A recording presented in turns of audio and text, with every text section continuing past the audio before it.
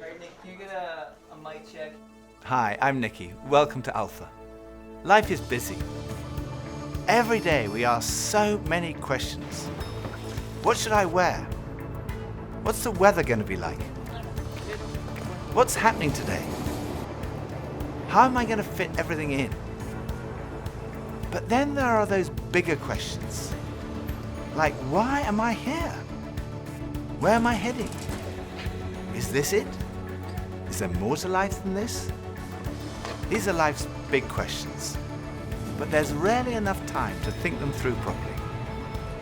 We all have different perspectives on the meaning of life and faith, and Alpha is an opportunity to explore life's big questions. This is a great place to come together and talk about them openly and honestly. I'm Gemma. I'm Toby. And this is Alpha.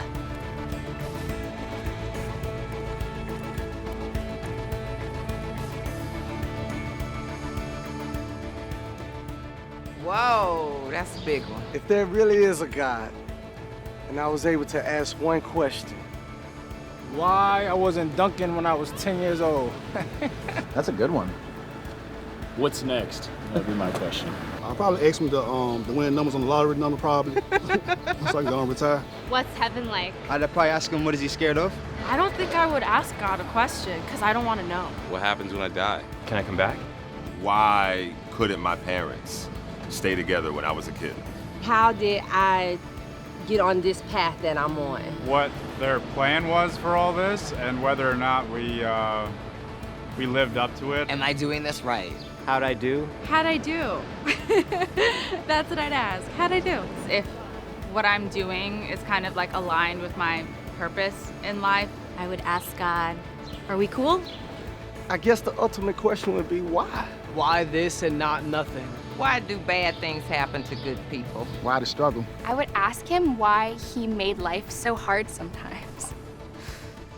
Friends of mine told me that the first night they came to Alpha, they sat in their car for half an hour waiting and watching people going in.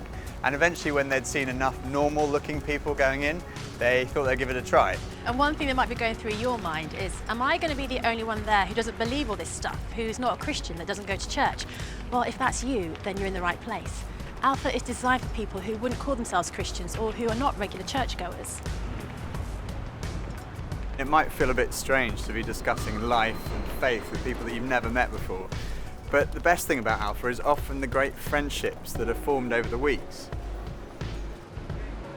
For much of my life, I was not remotely interested in Christianity. In fact, I don't think I'd ever come to something like Alpha. I was not brought up as a Christian. My father was a secular Jew. He was an agnostic, and my mother didn't go to church, and I had no interest at all in Christianity. First of all, I just thought it was so boring. Everything to me about church, Christianity, religion was just dull and dreary. And it kind of made me feel a little bit guilty. I didn't know why, but I just didn't want to have anything to do with it. And I also thought it was untrue.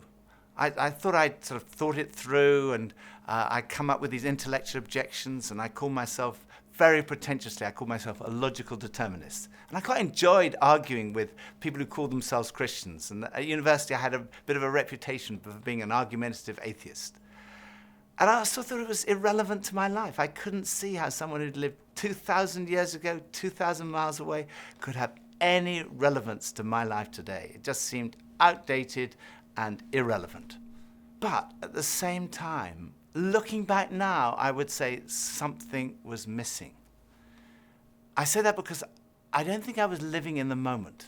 I was always looking forward to the next thing in life. So when I was at school, I was thinking, when I finish my exams, maybe that will be when I'm going to really start to enjoy life. I finished my exams, and then after about 3 weeks, I started to think there's got to be more to life than this. And I thought, well, maybe when I've left school, that will be what life's all about. And then I left school, and after about 3 weeks, I started to think, there's got to be more to life than this. I thought, well, maybe the answer is to get a girlfriend.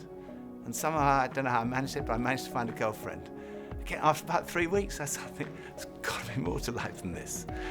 And basically, there was something missing. I was longing for more.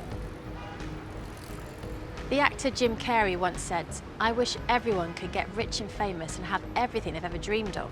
so they would know that's not the answer. Some people dream of having their name in lights, of fame and fortune. Some people dream of finding happiness through relationships, careers, money, whatever it may be. But do you ever get that niggly feeling that as good as those things are, there must be more to life? Yeah, all too often life just doesn't turn out the way we think it should. And even when it does and we achieve our wildest dreams, it's somehow never quite enough. It just doesn't satisfy. It's like there's something missing. And Jesus said, I am the bread of life. In other words, I'm the one who fulfills the longing that's deep inside every human heart. Jesus claimed to be the one person who can satisfy that spiritual hunger. Freddie Mercury, the lead singer of the rock group Queen, had amassed a huge fortune and attracted millions of fans. But he admitted in an interview shortly before his death that he was desperately lonely. He said this, "You can have everything in the world and still be the loneliest man, and that's the most bitter type of loneliness.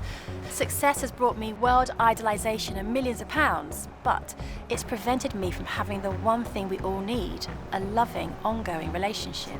Ultimately, there's only one relationship that is totally loving and goes on forever, and that's a relationship with God. And Jesus said, I am the way to that relationship. Jesus said, I am the way, the truth, and the life.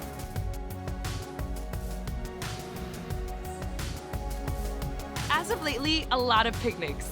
Traveling, games, and fishing. Yoga, poetry, kissing. Love fishing. Skateboarding. Basketball. Basketball makes me happy. You want to go first? Love. Yeah, love is good. Shopping. Coffee. That's an easy one. Meeting new people makes me happy. Positive energy. People around me. Vacation, food, puppies. Getting my nails done makes me happy. Music. I was gonna say music too. Something that I create. God makes me happy, and nature. Nature. Biking around. A good sunset. Connecting with people. Looking at trees and everything and it's just all a miracle for me. Feeling like I don't have any pressure on me makes me happy. Feeling like there's some purpose in my life. A good nap. Good food, working out, and spending quality time with my family. I think that's a good answer. When I was about 17, I was sitting having a burger with two friends, and we were looking out the window and commenting on a few of the stores across the street, and I suddenly realized that I couldn't read any of the signs, even if I squinted. So I asked if I could borrow one of my friend's pair of glasses, and as soon as I put them on, I realized I could see everything, like colors, shapes, words. I was amazed at how everything was so clear. And I could see before, but now I could really see. And to me, that's the best way to describe the difference that Jesus makes. Jesus is the lens through which we see God, and he's also the lens by which we see the world in a totally different way. Jesus said, I am the truth. Some people's response to a Christian might be, well, it's great for you, you found meaning and purpose in your life, but it's not for me. But when you think about it, that's not actually a logical position, because if Christianity is true, it's of vital importance to every one of us. And if it's not true, it's not great for us, because it means we're deluded. C.S. Lewis was one of the great intellectual giants of the 20th century, probably best known as the author of the Chronicles of Narnia. He said this, Christianity, if false, is of no importance, and if true, of infinite importance. The only thing it cannot be is moderately important. I come from a family of lawyers, so naturally I wanted to look at the original documents and sources. I never really looked at the evidence before, and I was astonished at how much evidence there is for the life, death, and resurrection of Jesus. For me, it was through reading these documents that we find in the New Testament that I came to the conclusion, it's true. One of the last cases I did as a lawyer was in the Court of Appeal in front of Lord Denning, an absolutely brilliant mind, perhaps the greatest judge of the 20th century. He said on one occasion that his Bible was his most tattered book in his library. He'd examined the evidence really carefully, and he came to the conclusion, it's true. One former professor of history at Oxford University described the resurrection as the best attested fact in history. I hadn't realized how many of the pioneers of modern science were believers. Descartes, Newton, Kepler, Galileo, Locke, Copernicus, Faraday, Kelvin, Pasteur. Francis Collins, one of the greatest scientists of our time, was director of the Human Genome Project, mapping the 3 billion letters in the human DNA, considered by many to be the most significant scientific undertaking of our time. He describes how he encountered Jesus and came to believe in the truth of Christianity. Well, in the home where I grew up, faith was not something that was talked about very much. My father was a professor of drama, my mother a playwright. When I went to college and those discussions in the dorm late at night about religion began to occur, I had no particular reason to attach value to a faith system. It had never been something I was familiar with or had internalized at all. And I assumed that any religious feelings that anyone held must be on the basis of some emotional experience, and I didn't trust those, or on the basis of some childhood indoctrination, which I felt I was fortunate to have missed. I loved the experience of learning about the human body and all of the components of that, and I particularly loved being introduced to genetics. But then I ended up in the medical school curriculum sitting at the bedside of patients with diseases. This was no longer an abstract study of molecules and organ systems. These were real people.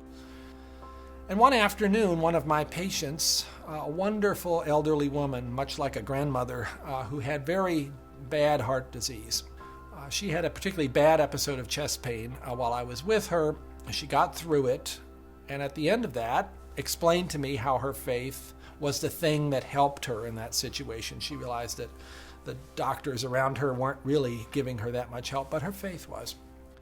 And after she finished her own very personal description of that faith, she turned to me, and I had been silent, and she looked at me quizzically, and she said, "What do you believe, doctor?" And ultimately, I had to admit to myself that her question had made me realize that I had arrived at an answer to the most important issue that we humans ever deal with. Is there a God? And I had arrived there without ever really looking at the evidence. And I was supposed to be a scientist. If there's one thing scientists claim they do is to arrive at conclusions based upon evidence. And I hadn't taken the trouble to do that. I was greatly assisted by a pastor who lived down the road, who I went and asked about all this, and who gave me a copy of C.S. Lewis's wonderful book, Mere Christianity.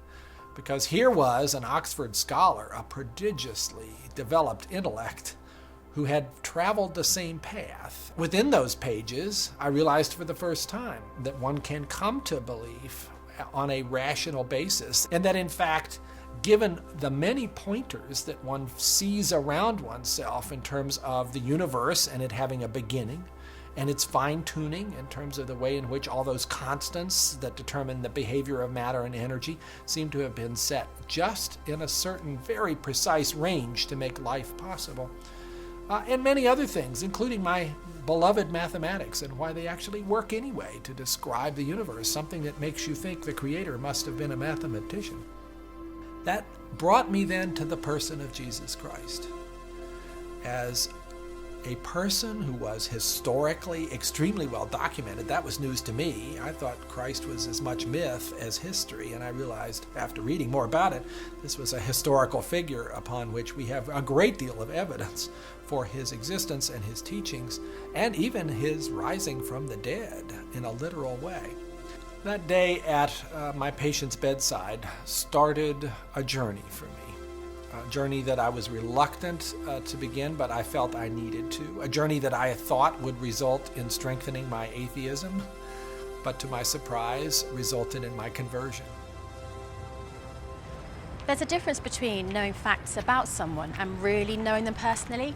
Now, I've known my husband Phil for 3 years now, but suppose if before we met, I found him on a website called The Amazing Man.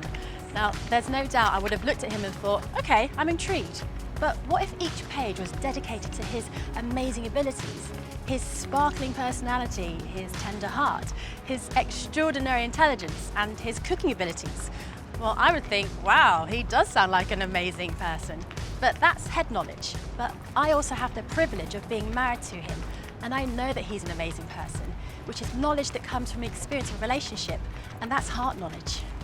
When Jesus said, "I am the truth," he was talking about more than just a kind of intellectual truth. The Hebrew understanding of truth was truth as experienced. And there's a big difference between a kind of intellectual knowledge and a personal knowledge, between your head and your heart. So when someone says, I know Jesus is the truth, they're not just talking about being convinced of the evidence, they're also talking about experiencing a relationship with the risen Jesus Christ. So Jesus said, I am the way, the truth, and lastly he said, I am the life. I have come that you may have life and have it to the full. Jesus came to deal with the things in our lives that stop us from enjoying life to the full, the things that spoil our lives. I hate shopping. I loathe it. I think I'm allergic to shopping.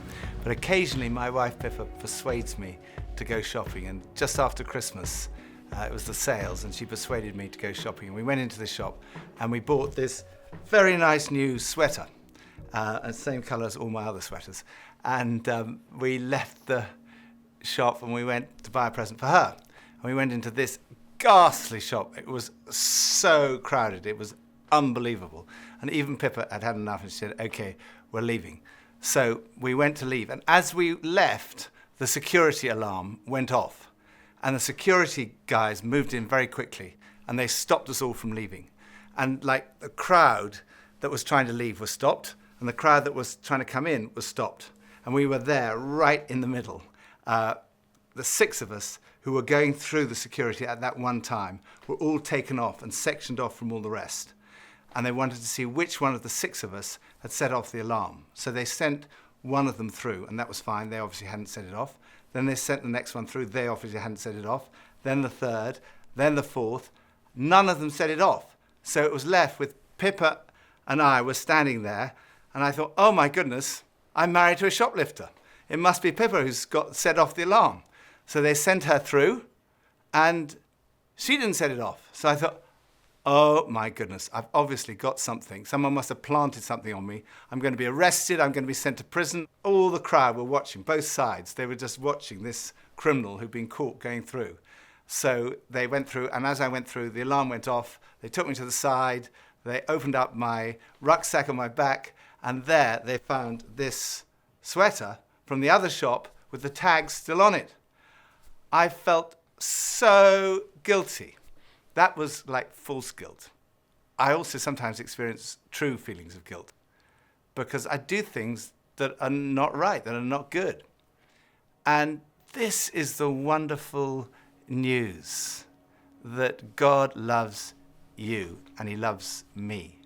God came in the person of his Son, Jesus Christ, to die for you and for me. And on the cross, he took all of your guilt, all of my guilt, everything you've ever done wrong, everything I've ever done wrong, said wrong, thought wrong, and he died in our place in order that we could be forgiven. And forgiveness, C.S. Lewis said, it's like a recording of our life wiped completely clean.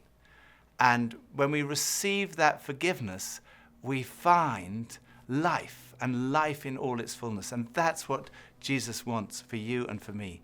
Life in all its fullness. Life at its very, very best. I think for so many years, I always just strived to be strong in myself. And it was as if that all I needed was me and my buddies and, we'd be like invincible. But the truth is, none of us are. And I don't want to do this thing called life. I don't want to do it on my own. And it kind of feels like my longing for this light inside is now stronger than my fear of what others might think. And people often ask, well, doesn't that make faith like a crutch? And, well, maybe, but, what does a crutch do?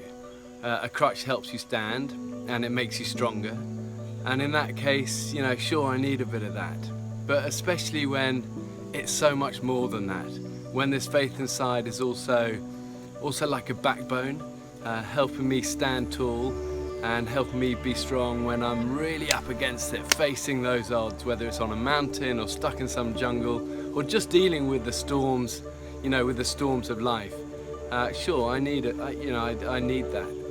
But at heart, my Christian faith says that I'm known to Christ, bought at a price, blessed with light. Faith says that we're loved, regardless of our mess, regardless of how many times we fall down, and that Jesus somehow picks me up. And sure, you know, I'll reach out to that. Why wouldn't I? I used to think Christianity was boring, untrue, and irrelevant. But when I read about Jesus, I realized he was anything but. Jesus said he's the way to God. He's the one who brings meaning and purpose to your life. He said he's the truth. He said he's the life, that true fulfillment is found in a relationship with God through him. Alpha is a place where you can be yourself. You can say what you think and challenge everything. No question is too complex or too simple. And what your point of view is as important as anyone else's. And over the weeks ahead, we are going on a journey together, an adventure to explore the questions of life, faith, and meaning. Think of it this way. If you live to be 70, you're going to spend 20 years and 3 months asleep, 10 years and 5 months watching TV, 5 years and 9 months in some form of transportation, 7 years and 6 months eating and drinking. You have approximately 570,000 hours left to live. So why not spend less than 24 of them asking life's biggest questions? Welcome to Alpha.